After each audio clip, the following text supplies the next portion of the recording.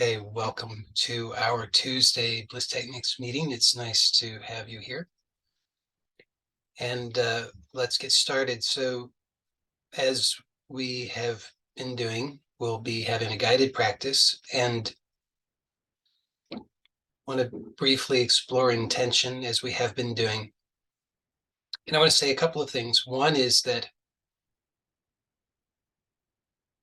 as I have been saying, your intention is important. So, you can notice that you can do any activity. I think this is a true statement. You can do any activity with varied intentions. And so if you think about some simple activity like washing dishes, well, not such a simple activity, I suppose, but relatively simple. And you think about the intention with which you do it. And if that's not a familiar activity for you, then you can choose some other familiar activity, whatever that might be. Brushing your teeth, just as an example, something that you do that you're familiar with so that you can recall it now and consider what the experience is and what the outcome is if you do that activity with a nourishing, loving, gentle intention versus if you do it with a violent intention. And you definitely notice that there's going to be a difference, if nothing else, in just your state, your experience of it. But also in the outcome, you'll notice that if you, for example, if you brush your teeth with a nourishing, cleansing, healing, good intention, then your teeth will get clean and you'll feel good. If you do it with a violent intention, you'll hurt yourself. So the intention that we have is important. So it's important that at a very basic level that you are clear that you have a healing intention, that you come here with a healing intention, because that will direct the energy. It's said in Qigong, it's said that the Yi directs the Qi. So the Qi is the energy, the Yi is the, we'll just say intention. I'm sure there's another more perfect translation, but for our purposes here, we'll just say intention. So the energy goes where it's directed by our intention. And not only does it go there, but it takes the shape that our intention provides it. So it's important with any activity that at the outset that we initiate the activity with a clear intention. So here we're having a guided practice and you want to initiate it with a clear intention. I'm suggesting a healing intention. So that's one thing. Also, if you have a general intention, a general healing intention, that's good. That's very, very good. If, however, you want a very specific kind of healing, then you want to be more specific with your intention. So nature has the intelligence that can take your intention and and do something good with that. So if you say, nature, my intention is healing for body, mind, and soul, then this will be the outcome. However, if what you really want is healing of the headache, be clear about it. Sometimes we're fearful to be specific for a variety of reasons. One is maybe we're just afraid that I'll be let down or I'll be disappointed. It won't work out. But if you're not clear about and specific with your intention, then there will be the progress on that will be slow. So if perhaps disappointment is one of the lessons that needs to be learned, not that you need to learn to be disappointed, but you need to learn how to relate to disappointment in order to heal the headache or whatever it may be, then so be it. And please, by all means, uh, apply yourself to learn that lesson so that you can have the healing. So whatever your intention is, be clear on that. And to the degree that it's appropriate, be specific. And you can, I would suggest it's helpful and fruitful to add to your intention, may this or whatever is even better be done. Admitting that you perhaps have some limitations uh, in your notions of things. And so maybe there's something better than what you've perceived so far. You want to be open to that, but you want to at least provide some good direction. Okay, the next thing I want to say briefly about intention is that here, maybe it's not as important because I'm clear that I have a good intention, but and that my intention, I think, is has been fairly and clearly stated. But I also want to be more explicit about it and also give you this caution, which is you also want to be clear about the intention of whatever it is that you're involved in and those who are guiding whatever you're involved in. So at a very basic level, you think if you're going to get involved with a person or an organization, you want to know, what are they about? What are their ambitions? Where are they directing their intention for what outcome? So that you can know if you're aligned with that or not, or if that aligns with your intention. So pretty basic stuff, but oftentimes we can forget that because sometimes we don't have a good enough understanding of some things. So if your intention is healing intention, for example, let's say with Qigong, so you could say, oh, I'm just going to get a book on Qigong. I'm going to take a course on Qigong. I'm going to search the internet and find, I'm going to look on YouTube. Well, there are many things that you would find, but what is the intention of the person who is providing that? So at a really simple level, we can understand that the Qigong or pranayama, which are somewhat interchangeable terms, both suggest that there's a direction or a control or a harnessing of energy. So what are we harnessing the energy for? For what intention? Well, traditionally it's harnessed for a variety of reasons. One could be, a common one would be what we could call spiritual attainment. Another one would be what we would commonly call healing. And another one would be for power, usually for martial arts. This could be used for sports, could be used for business, could be used for anything really. But so you could have Qigong for relationships. You could have Qigong for anything. But in general, you want to make sure that the intentions of whoever and whatever you're involved with align with your intentions, because you'll get the best result that way. If your intention is self-healing and you're doing something that's designed with the intention for developing internal power for martial arts, maybe not the best alignment, not the terrible alignment as it turns out, but not the best. It won't give you the best results. So here the intention is healing in whatever way.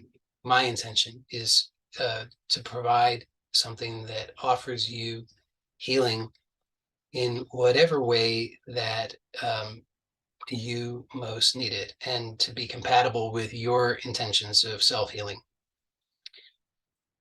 Okay, so now for today's exploration, I should always say this up front, but I forget. You're going to want to have some space on the floor that's going to be comfortable for you. If doing it on the floor is not comfortable, then you could do it in bed if that's better for you. But usually, if you can have a nice space on the floor with some padding, that's going to be best for most people. If you, for some of this, will be doing some things that don't require that you're in a particular posture. So you might prefer to do it sitting or standing. And in that case, you want to have a comfortable arrangement for you to sit or stand. But that's entirely up to you. You could do it lying down. So to begin with, you want to find a comfortable position, and we're going to explore a simple, and this is a fairly common exercise that you may be familiar with, you may not be familiar with, but to demonstrate the power of intention. So we're going to take our hands, and if you look at your hands, you'll see that on the wrist, there are lines that run across the wrist. And the exact pattern of the lines will be different for different people, but you'll find that there's maybe two clear lines. And you want to take those lines, the top, let's say the top line, and you want to line them up on the right and left so that they go together, so that the lines match up. And exactly how you do it isn't so important. More important just that you can reproduce it. That's the most important thing. And then you're going to bring the hands together like prayer position so that your fingers are lined up. And look at your fingers, particularly look at your middle fingers, and see, usually one's going to seem a little longer than the other. Now, in some cases, like mine, it's not particularly distinct. They're somewhat similar. If that's the case for you, then just choose one. But if one of them seems particularly shorter than the other, then that's the one you're going to choose. So let's say your right middle finger seems to be a little shorter than the left, or maybe a lot shorter. Then you're going to choose your right hand in that case. So whatever's shorter, or if they seem equal, then just choose one, whichever one floats your boat. So my right hand, my right finger seems ever so slightly, just a smidgen, maybe shorter than the left. So I'm going to choose my right hand, and you choose whichever one. And so rest the other hand, and keep the hand that you're going to be working with comfortably vertical.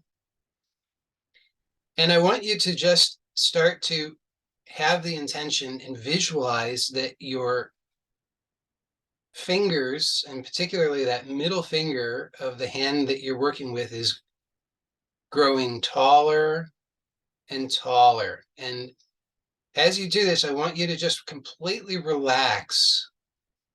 So you might find that there are movements, spontaneous movements that occur, but don't try and force anything. Just relax and have the intention that your finger is getting taller and taller, that you can imagine that it's growing up, up, up to the sky as you relax, and just have that intention, visualizing the finger is growing taller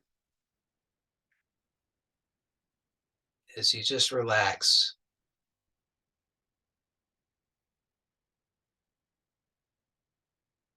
Be sure to allow the whole hand and wrist and arm to also relax as your finger is growing taller.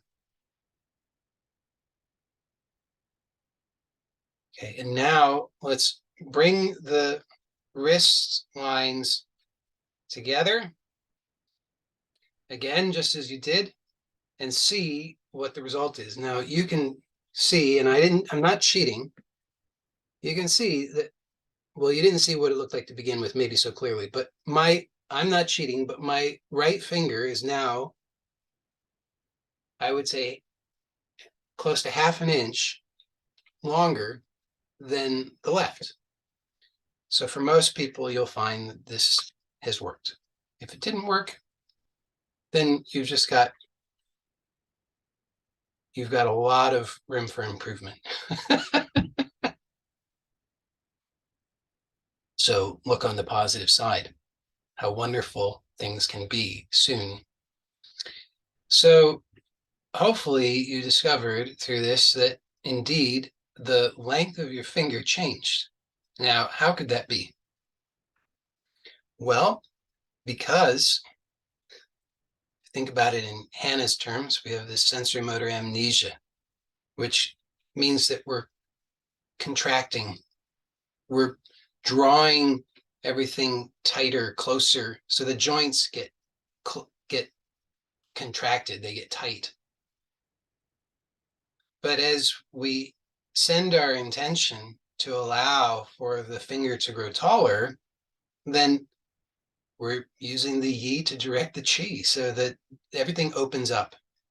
So the joints open up and everything flows better. I mean, the outcome, of course, which we can see is that the finger grows taller or longer, but that's just an interesting side effect. More important is that everything is opened up. So there's better energy flow. You might even feel the difference between, just inwardly, you could maybe sense the difference in sensation and energy flow between the two hands. Maybe all the way through the two arms, all the way up to the shoulder, you might notice a difference. So let's now take a few moments to make use of the same kind of uh, same basic practice, which is to use our intention to direct the energy. But let's see if we can expand that through the whole body. Okay, and then we can also direct the healing to wherever it is that we most desire it. But let's start. And if it's comfortable, you can close the eyes. If you prefer the eyes open, that's fine. But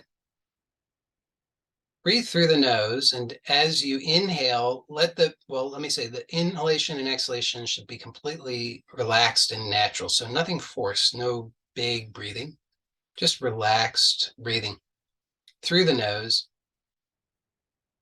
And as you inhale, I want you to just allow for the inhalation to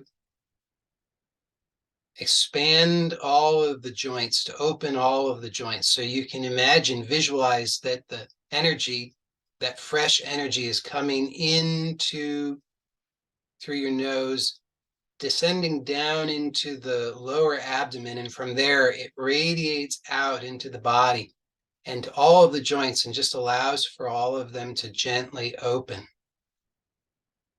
And as you exhale, in a very relaxed way, so nothing forced at all, almost as if it's just sort of oozing out, you can imagine then that that energy is continuing to buoyantly open the joints. So as you inhale, descends in down into the abdomen, and from there it radiates out and it expands all of the joints.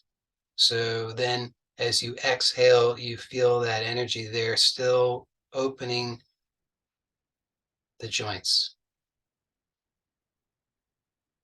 So just continue that for a few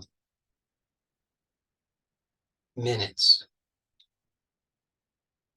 And if you're at all doubtful about it, if you're not sure if you're doing it right, then just trust in the intelligence within you.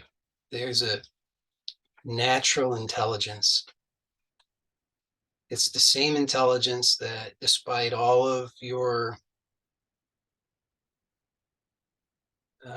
strange habits, perhaps, continues to beat your heart, continues to be able to allow for whatever level of functioning occurs in your body. So that intelligence, if we allow it, can support the full restoration of perfect health. So don't be anxious about it. Don't be worried. You can't really do it wrong as long as you trust. Just do your best. And if it seems too complicated, then simplify it. Don't worry about doing it the way that I said exactly. Just the general idea is you want to feel that as you inhale, that fresh energy gently opens the joints. And as you exhale, that energy continues to gently open the joints. So you can feel that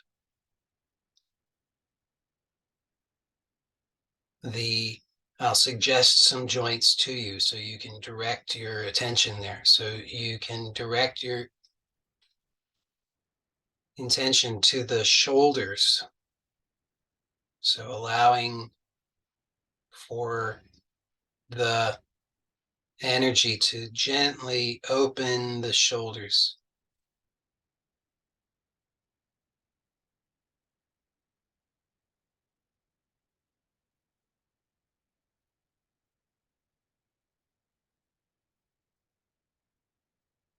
And the elbows.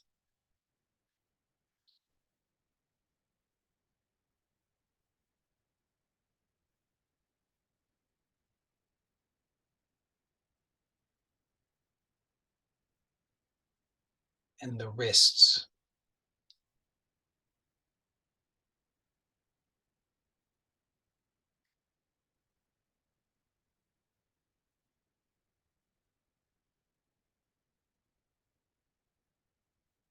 And the hands, all of the joints in the hands.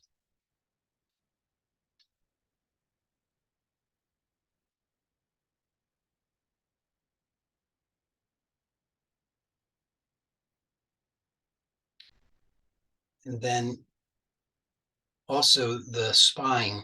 So the whole spine, if you can do that all at once, or if you find that the whole spine all at once is too much for you, then that's fine. Simplify it. Start at the lower down in the spine, at the tailbone, and work your way up breath by breath. You don't have to go vertebrae by vertebrae. Perhaps you could just go a part at a time, just the lower third, the middle third, the upper third, or something of that sort.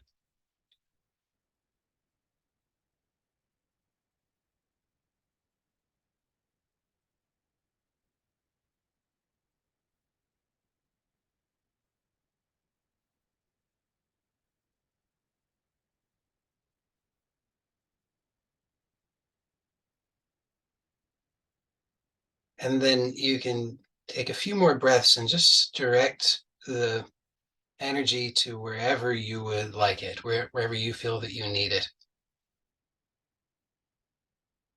And let everything be gently opened so that the energy can flow.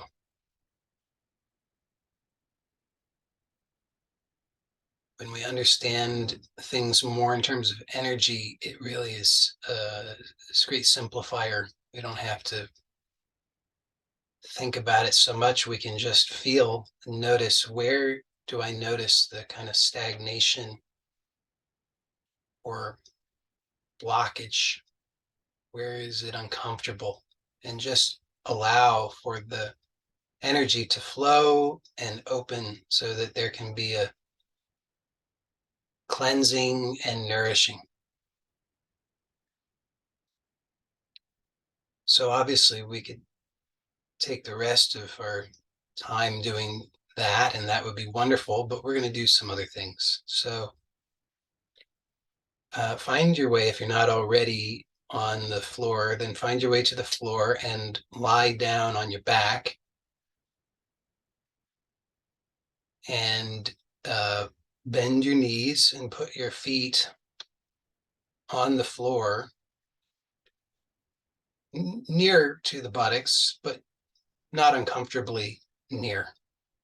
So you want to find a position where the feet can be flat on the floor, knees are bent, with the knees facing up toward the sky or the ceiling. And you want to feel stable. So if you don't feel stable, find out why not. and correct that. So it could be that you need to move the feet a little bit. Maybe they're too close to the buttocks, or maybe they're too close, too narrow of a foot position, or maybe you're just tensing up too much and you need to just really relax so you can feel the soles of the feet. Let them really relax and root down. Feel that as if the feet are rooted, as if there are really roots coming out of the feet down into the floor, down into the ground, so that you can feel that stability, and let the energy flow through the legs, so, and into the pelvis and through the whole body, so that there's not any unnecessary tension, and you can really feel that rootedness and groundedness, stability. So that's a prerequisite for what we're going to do. If you can't do that, then if you can't do that in a good way, then I would suggest that you find a way to do it in a good way, or do something different that you can do in a good way. But sometimes it's just marginal, and you can make mountains out of molehills. So don't develop anxiety about, I'm not quite perfectly stable. It's okay. There's always room for improvement, but hopefully it's stable enough. So we're going to start by doing this relatively simple Hana exercise, which is called, I think often they call it arch and flatten, or arch and curl. So we'll start just by, when you inhale, so just through the nose. We're going to be breathing only through the nose, as long as that's okay for you. And don't exaggerate the breath. Just let the breath be relaxed, only what is actually needed. So think more in terms of Buteyko for breathing here. You don't have to, doesn't have to be quite as extreme, but something along those lines where you're not over breathing, because if you're over breathing, you'll tense up. So the over breathing actually restricts the energy flow. We want to relax and allow for the energy to flow, because that's going to help with everything. So breathing through the nose in a comfortable, relaxed way, letting the face be relaxed. And as you inhale, arch the back slowly. And as you exhale, just release to neutral. So we're going to repeat that several more times at your own pace with your own breath. As you inhale, you're going to slowly, smoothly arch the back. And as you exhale, slowly release to neutral. And as you do it, I want you to really have a sense of naturalness about it. So it's not mechanical or rigid.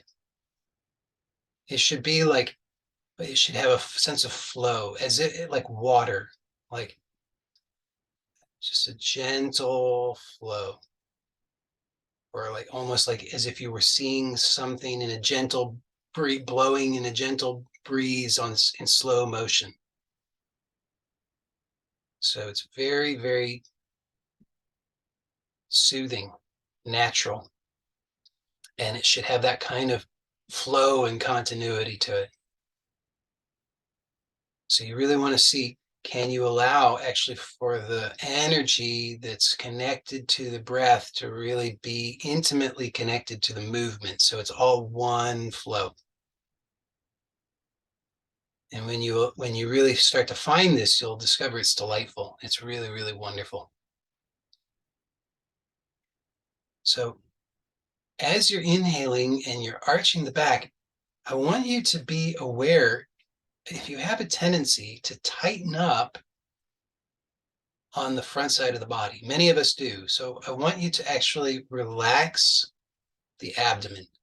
So sometimes we, in order to have a sense, because we think we're supposed to be breathing abdominally, which is generally a useful notion, but because we've learned that, We emulate that by doing something that looks somewhat like abdominal breathing, but actually it involves tensing up the abdomen.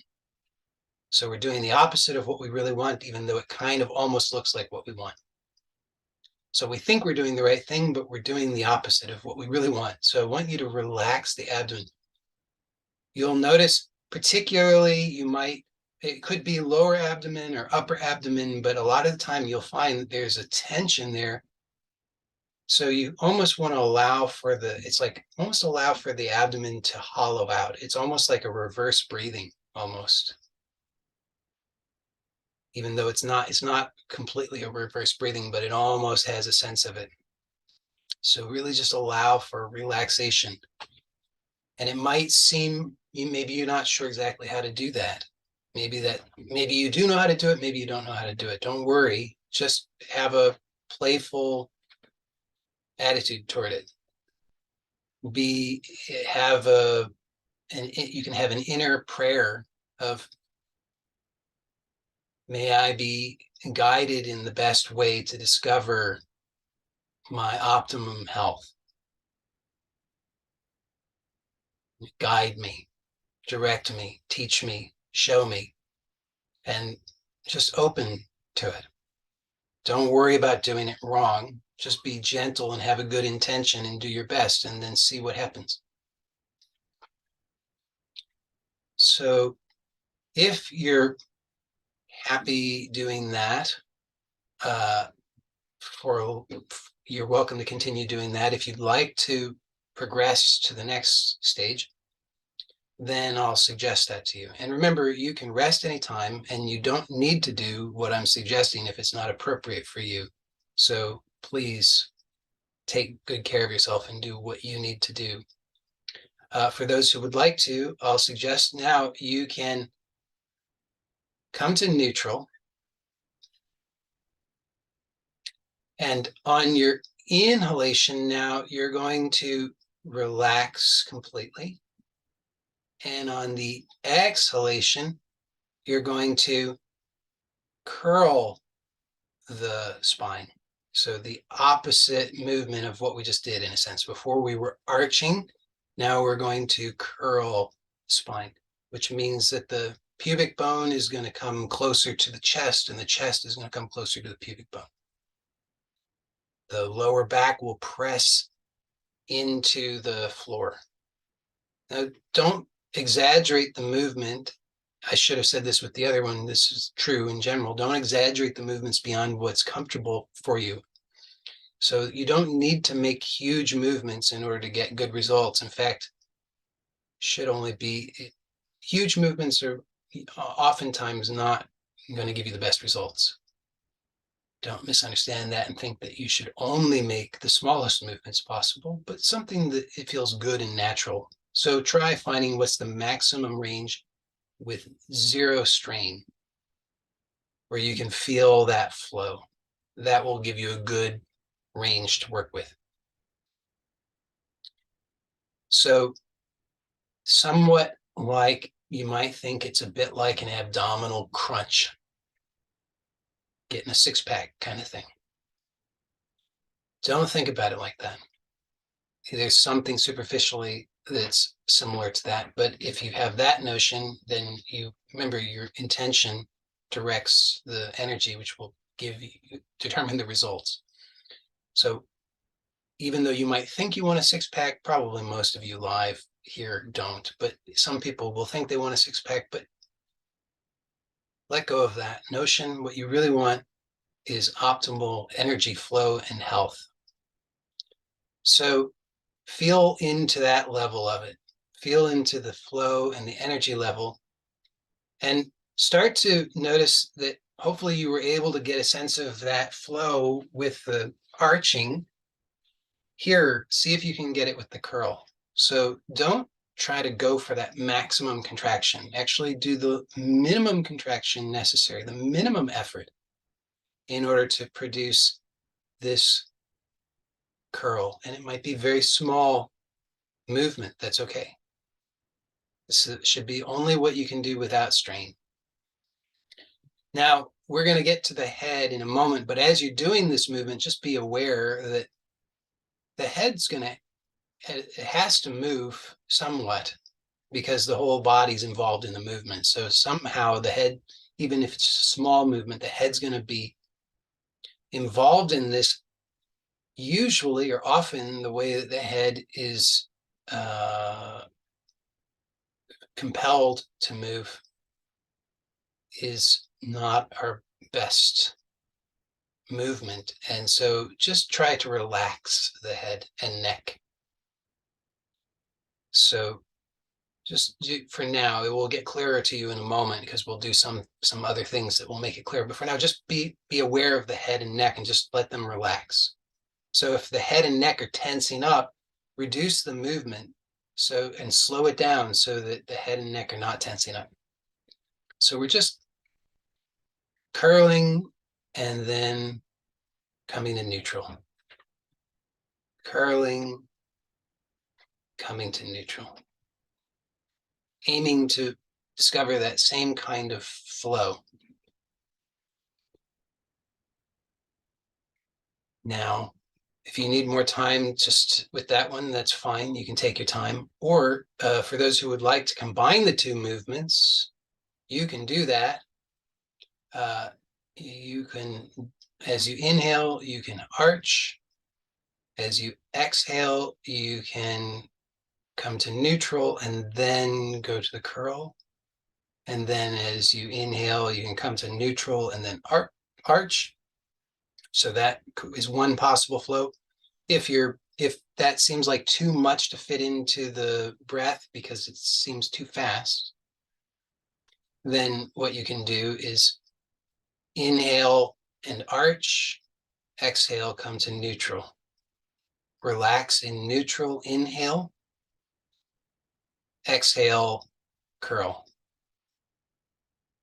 Inhale, come to neutral, exhale, relax in neutral, inhale, arch, exhale, come to neutral. So that gives an extra breath between each movement, and that can be nice if you prefer that.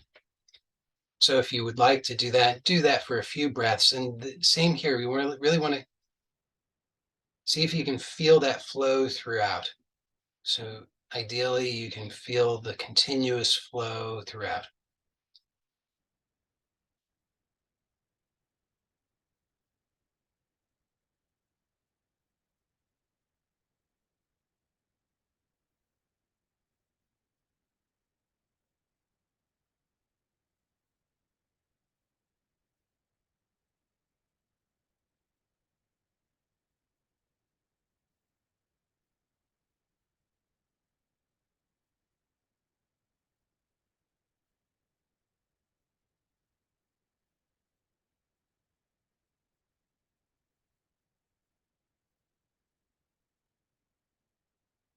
Okay, so now we're going to, you can rest for a moment, and I'm going to describe what we're going to do next. So we're going to continue the same movement, but we're going to add in a component, which is that we're going to use our hands. So if this is uncomfortable for you, you needn't do it. But it's a very, very nice thing. So if you're able to do it, I highly recommend it. So what you're going to do is you're going to put your thumbs into the ears, but not directly into the ear canal for a couple of reasons. Mainly, though, to be honest, just because then you wouldn't be able to hear me, and you'll want to be able to hear the instructions. So you just place them into the ears, but not into the ear canal, and you got a lot of room to work with there. So you could put them below the ear canal, in front of the ear canal, above the ear canal, or behind the ear canal, to give you some 4 general ideas.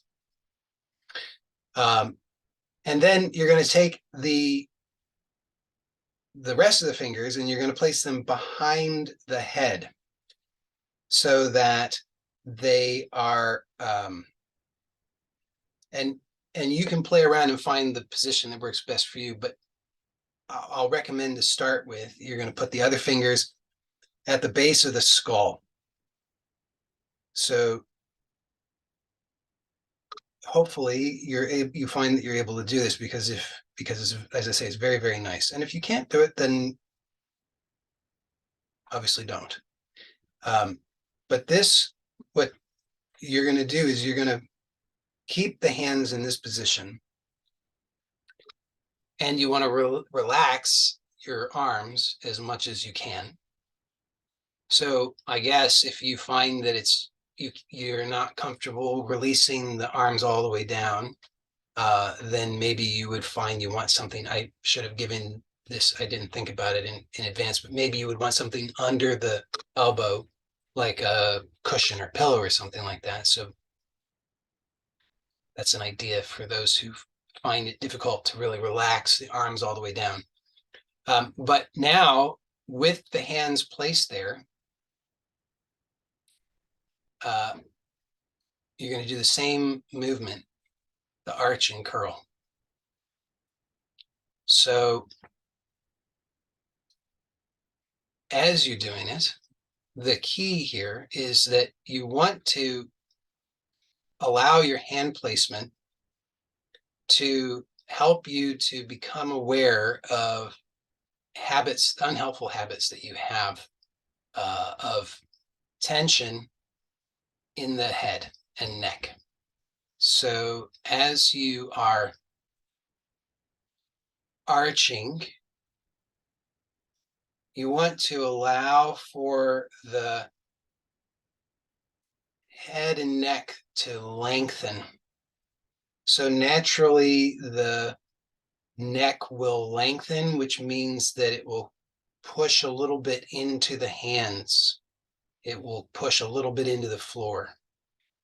So you don't want to exaggerate that in a way that's going to be uncomfortable for you, but that's the general notion. It's general kind of movement. So and for those who missed the part because you were connecting the audio, you got the fingers in the ears, the thumbs in the ears, not in the ear canals. And then the other fingers are behind the head. So you're resting your head on the fingers. And then we're doing the arch and curl with the hands placed in that way. And as you arch, the neck is lengthening. So the back of the neck and the back of the head will slightly press down into the hands and floor. Not in a painful way, but just it's going to be doing that. And so with your hands there, you can feel, you need to be sensitive. You need to allow yourself to really relax and be sensitive, but feel with your fingers where you're tensing up, both in the ear, because there's a lot of stuff that connects in this ear area. So in the ear itself, you'll notice some tension, and in the back of the head. So with the fingers there, it's helping you to become aware of that and to send your intention to relax. So the same as what we did at the beginning, you're sending the energy there so that it opens and releases everything in that area, softening. And then as you're curling, you're going to notice that because the front side is contracting, that means that the back of the neck is going to how do I describe this? Well, there's going to be a change in the position in the somehow in the neck. And you might feel when you're doing this, when you're doing the curl, that you have a tendency, many people might find they have a tendency to tighten up in the back of the neck and head and in the ear. So you want to use your hands to remind you to relax and soften there. So at no point during this entire movement do you need to be tensing up in the ear or the back of the head or neck, because we're letting the head and neck be completely relaxed on the floor or on the hands. So you don't need to contract or tense up there, but you might find that you have a tendency to do so. So this movement with the hand placement can be very effective in helping to release that unhelpful habit, so that you can start to feel the energy flowing better along the spine into the neck and head. Because otherwise what happens is you get discomfort. So hopefully you're able to do this, because I find it's very, very wonderful. So I'm going to just give you, as you're doing it, remember you can always rest. And if you find it is too strenuous, then just don't do it. I'll give you a few tips for things that you could do, variations that you might find are helpful. So one is that you can vary the hand placement, the finger placement. So you can explore, you can, for example, the thumbs could go, as I said, they could go above the ear canal, behind the ear canal, below the ear canal, or in front of the ear canal. You could even put them, you can really play around. There's a lot, I've got big ears. Maybe you have big ears, so you could really play around. There's quite a lot of room there, but explore and see what you find, because you might discover that, wow, there's a spot I had no idea I was holding so much tension there. But once you discover it, then you can release it and you'll feel much better, unless you feel worse. Sometimes that happens, like when the foot is asleep and it starts coming back awake and feels a little worse for a moment. So sometimes we have to accept that, as the energy, if the energy's really been blocked, when the energy starts to flow, there's going to be more sensation. So we have to be willing to breathe gently, relaxed, with intention, knowing that we have good healing intention. So the healing is taking place. It's okay. No harm is happening. Release, relax, and then you'll feel better. So that's with the thumbs. You could vary the thumb position.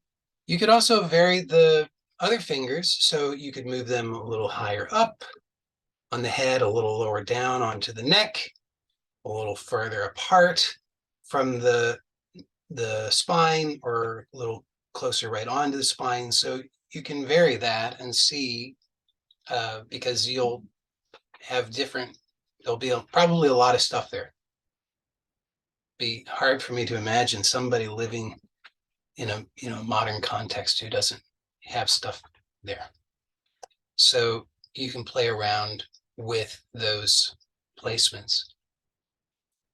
However, for today, for the guided practice, that's all that we're going to do with that particular exercise. So I hope that this has given you enough inspiration, so that you have enough ideas that you can work with it on your own. Now, for the remainder of our guided practice, we're going to do a little bit of more inner work. So you can find a comfortable position. You could continue to lie down if you find that is comfortable and you're not concerned about falling asleep.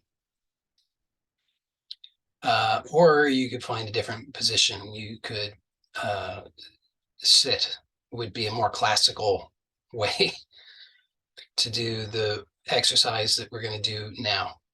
But whatever is most comfortable for you, do that. If you're going to sit, then you could sit in a chair, or you could sit on the floor. So you could be but if you're on a chair, you ideally want to have your feet on the floor, not dangling, because that will restrict flow in the legs. So you want to have the feet on the floor if you're sitting in the chair. And if you're sitting cross-legged on the floor, then you're doing that. If you're sitting, then you can have your hands in whatever position is comfortable for you. One classic posture for this with the hands is that you would place the hands in the lap, with the right hand holding the left so that the left rests in the right, and then the left just gently wraps around the right thumb. If you would like to do that, you may do that. It's not a requirement. If you don't want to do that, you can just choose some other comfortable hand placement. So for this, let's close the eyes if that's comfortable for you. And I'm going to give you, this is going to be a guided, gentle breathing practice.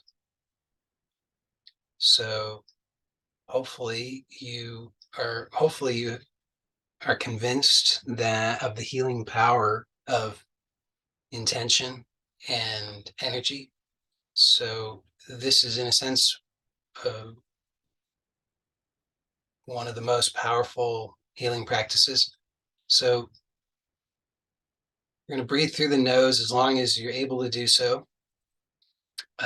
Initially, actually, we're going to breathe in through the nose and then out through the mouth. So for approximately 9 breaths, we're going to breathe in through the nose, and we're going to visualize or imagine or direct that breath gently into the lower abdomen. And this should just be a gentle, relaxed, natural breath, not a big breath, just a comfortable, relaxed, smooth, slow breath through the nose, directing it into the lower abdomen. And then as you exhale, you're going to exhale through the mouth. So approximately 9 breaths in that way. In through the nose, directing it to the lower abdomen, and then breathing out through the mouth.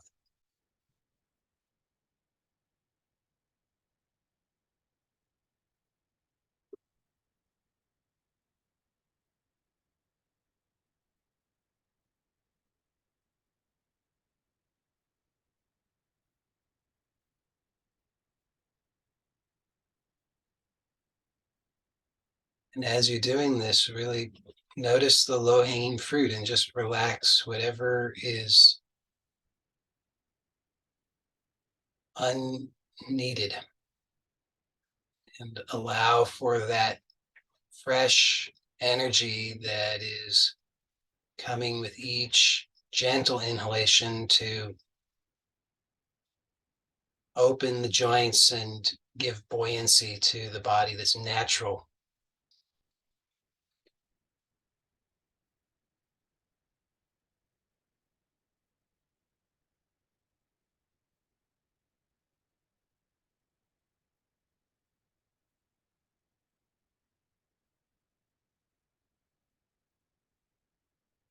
Okay, so now the next breath that we're going to be doing is, and from now on, it will be entirely through the nose, in and out through the nose.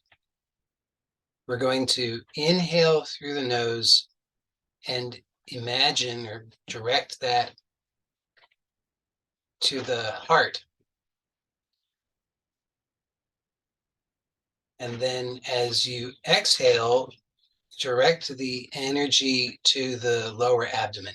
So obviously you're still breathing through the nose. So the air will be moving out through the nose, but you're imagining or visualizing, or with your intention, sensing that on the exhalation, the energy descends into the lower abdomen. So inhale into the heart through the nose, that's descending to the heart. Exhale, descending to the lower abdomen.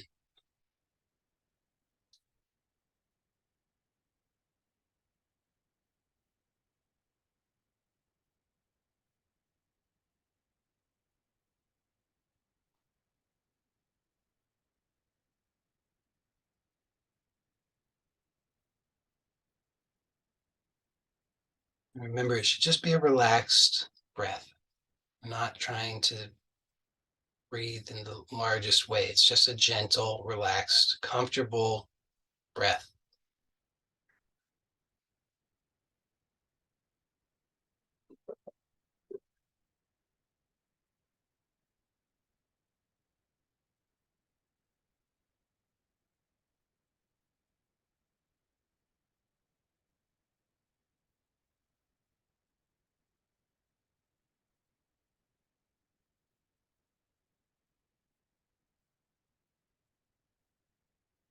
Now, if it's comfortable for you, then what you can do is now I want you to intend or visualize that now the energy remains entirely internal. Of course, you're breathing through the nose, but your inner visualization, your inner sense is that the energy remains entirely within, as if the breath is inside only.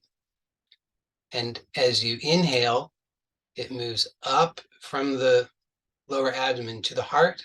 And as you exhale, it descends to the lower abdomen.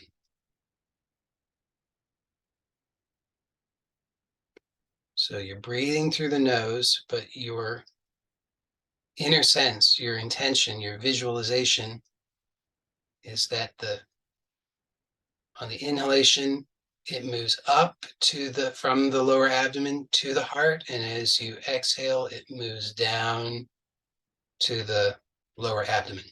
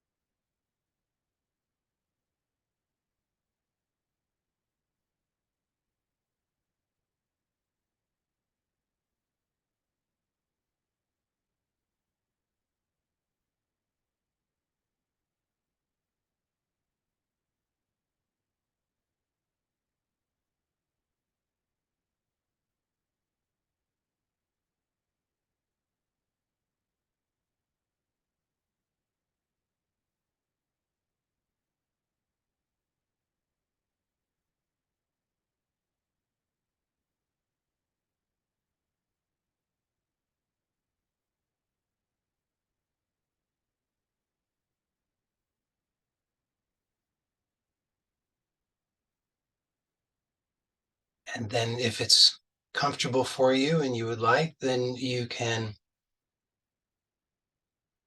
progress to the next stage. And if you'd like to take more time at any stage, you're welcome to. But if you would like, you can progress to keeping the breath and the energy just in the lower abdomen. So again, obviously you're breathing through the nose, but your inner experience is that you're breathing only from the lower abdomen, so that as you inhale, there's a gentle sense of expansion in the lower abdomen. And as you exhale, there's a sense like like the like a gentle pulsation, not a contraction, but just a gentle receding into the lower abdomen.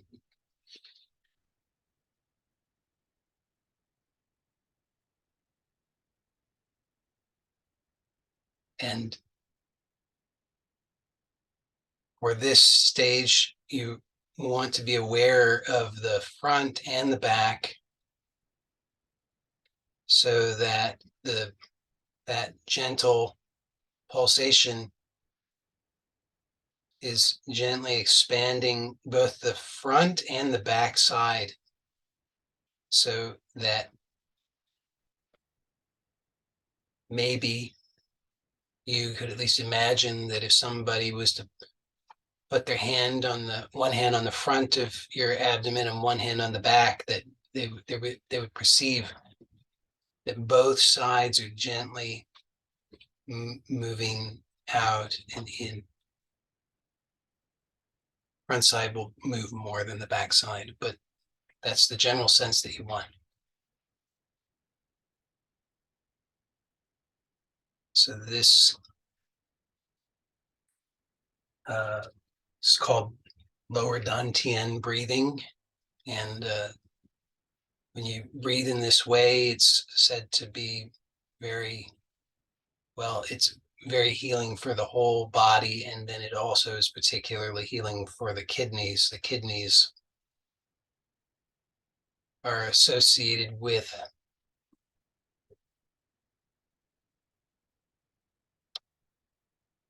our resilience. So if we have depleted, our kidneys are depleted, then we tend toward fear and anxiety. And of course, fear and anxiety deplete the kidneys. So we live in a very anxiety filled time, perhaps. So all of us benefit from this.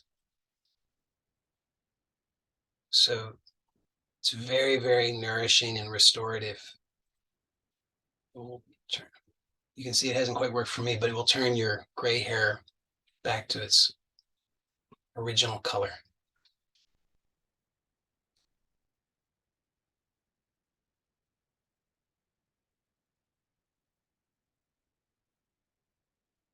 And eventually, if you were to continue with this, you can just allow, we won't take more time with it for a guided practice because we're at an hour, but if you were to practice this on your own, you could just stay with this and allow for the breath just to become more and more subtle and relaxed, very, very comfortably, nothing forced. And eventually you can discover what's called embryonic breathing, in which it's as if there's no breathing at all. So when that happens, it's very delightful. So that is all for our guided practice today. And you needn't rush. You can take your time. You can continue with this breathing practice if you would like, or you could just rest and receive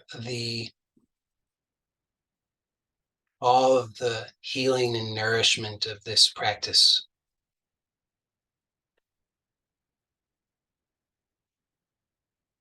And you can take a moment. I would suggest to you at least that it will be helpful to give thanks, to have a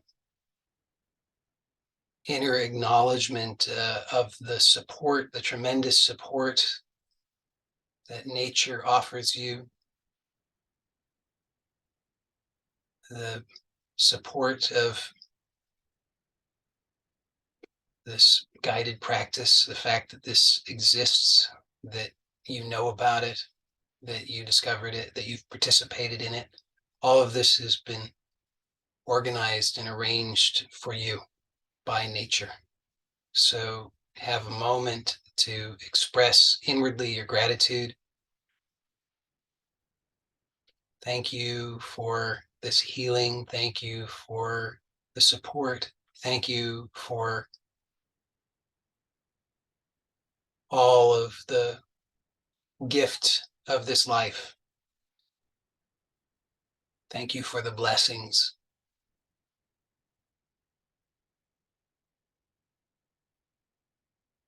And just recall your healing intention and know that your practice has been directed to that. And so it is not even a question, it's absolutely certain that your healing intention is energized. It is being nourished and made manifest. So sometimes nature works in ways that are mysterious to us. So be careful not to judge, or maybe you'll find that you do judge, but just be aware and don't take any of the judgments too seriously. Just notice them throughout the day or throughout the week. Just notice, because you'll notice what's being healed, all of the negative patterns. So when we have negative patterns of thinking or negative emotional patterns, habits of reaction, This is how we unconsciously and habitually direct the energy or block the energy or stagnate the energy to produce the unwanted results. And so, because through the practice with the intention, the healing is taking place, then these things will come to light because you don't just want the the good outcome. You want to know how. You want to have confidence so that you won't fall again into those unwanted negative habits. You want to know what they are. You want to know how to change them. You want to know what's the better way. So all of that is going to be shown to you, and you can benefit the most by just being aware. Just notice when there are habits of reactivity, habits of leaping to negative conclusions, negative assumptions, negative judgments, habits of reacting by tensing up, quickness to anger, frustration, catastrophic thinking, all of this kind of stuff. It's there. It's going to be shown to you, and then don't be disheartened by it. Be thankful when it happens. Be thankful and just know and affirm that this is part of the healing. Remember that only good comes to me, that everything that happens is for good when I'm conscious, when I'm aligned with nature, uh, when I have a healing intention, then only good happens. So know that the healing is taking place and goodness is occurring. And just see it in that way. Be receptive to it. Sometimes the medicine is bitter. Sometimes the lessons are challenging, but those are maybe the most important ones because we've avoided them for so long. And so they're so painful when we avoid them. So be grateful, receive the lessons, receive the blessings, receive the healing. It will continue to take place for many days. So be watchful for it. And the more gratitude you can have, the better. So thank you as always for joining me. Blessings to you all. I'll see you next time.